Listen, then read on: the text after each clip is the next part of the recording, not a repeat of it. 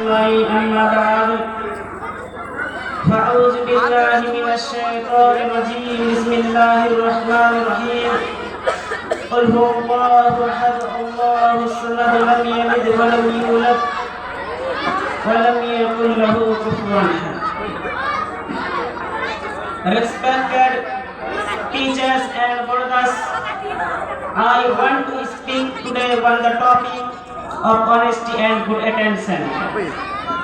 Please hear me carefully. Brothers, Allah Almighty says in the Holy Quran, وَمَا أُمِرُوا إِلَّا لِيَعْبُدُوا اللَّهَ مُخْلِصِينَ لَهُ الدِّينَ.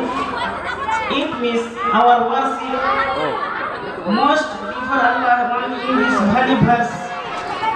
The man is ordered to be true towards his worship. His worship, the Creator Allah Subhanahu